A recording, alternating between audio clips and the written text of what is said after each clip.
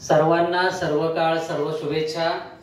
आता शिवांजलीचा कार्यक्रम पाहिल्यानंतर, तिच्या भावना पाहिल्यानंतर खरंच श्री व सौ शिंदे सर आणि मॅडम यांना प्रोग्रेस ऑटिझम एज्युकेशन सोसायटी बद्दल खूप खूप मनापासून धन्यवाद आणि त्यांचे आभार।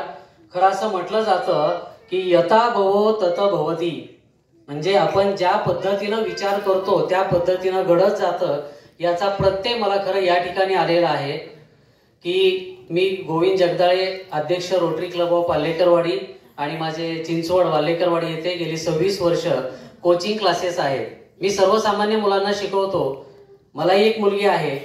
खरं तर छोटे छोटे प्रॉब्लेम आल्यानंतर मलाही कधी कधी वाटतं की आता याच्या पुढे काय करायचं, पण एवढे मोठे प्रॉब्लेम येऊन सुद्धा शिवांजली सारख्या आई की ज्या किती धाडसानं उभा राहतात, किंवा बाकीचे पालकांनी या विद्यार्थ्यांना या शाळेमध्ये ऍडमिशन दिलेलं आहे।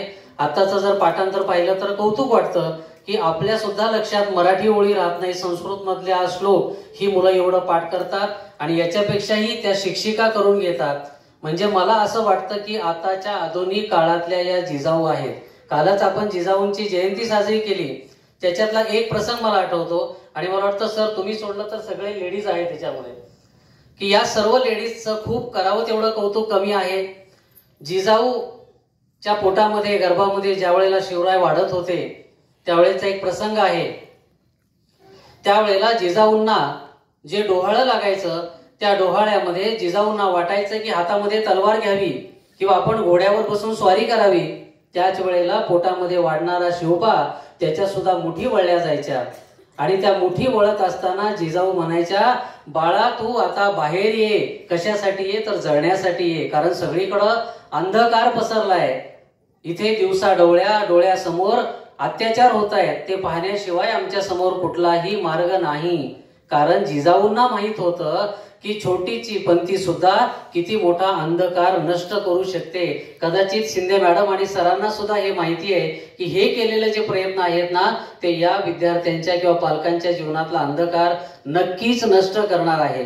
त्याच वेळेला जेव्हा शिवाजी महाराज 5 वर्षाचे होते तेव्हा जिजाऊंना एकदा त्यांनी विचारलं की आई कुठे माझा घोडा आणि कुठे माझा वाडा, आपण सरदार आहोत ना। त्यावेळेला लक्षात घ्या ते जिजाऊंचं उत्तर सुद्धा एक महत्वाचं होतं। त्या म्हणल्या, मोठी लोक स्वतःचा वाडा बांधून त्यात राहायला जात नाहीत, ते स्वतः वाडा बांधतात आणि मग त्यात राहायला जातात। एवढे मोठे विचार जिजाऊ त्या काळात देत होत्या, लक्षात घ्या। आणि त्यानंतर काय झालं हा इतिहास आपल्याला सर्वांना माहिती आहे।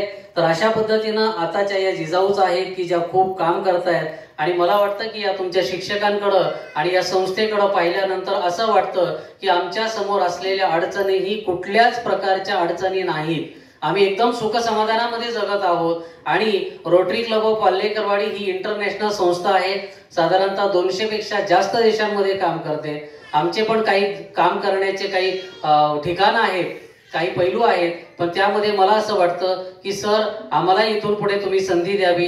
रोटरी क्लबच्या माध्यमातून आम्ही सुद्धा तुमचा फुल नाही फुलाची पाकळी मदत करण्याचा प्रयत्न करू, ती संधी द्यावी आणि सर्व पालकांना आणखीन मुलांना घडवण्याचं बळ पांडुरंगानं द्यावं। कारण तुमची इच्छाशक्तीच तशी आहे, आपण ज्या पद्धतीनं इच्छा व्यक्त करतो त्याच पद्धतीनं आपल्याशी घडत असतं। अध्यात्मातलं पण उदाहरण आहे, आपण ज्या पद्धतीनं म्हणू देव त्या पद्धतीनं आपल्याला तथास्तु म्हणतो। म्हणून जर आपण पॉझिटिव्ह थिंकिंग केलं, चांगले विचार केले तर नक्कीच सगळ्यांच्या आयुष्यामध्ये सुद्धा चांगले दिवस येणार आहेत। रोटरी क्लब ऑफ वाल्हेकरवाडी आणि जगदाळे कोचिंग क्लासेसच्या माध्यमातून वतीनं मी तुम्हाला पुन्हा एकदा शुभेच्छा देतो आणि थांबतो। रामकृष्ण हरी।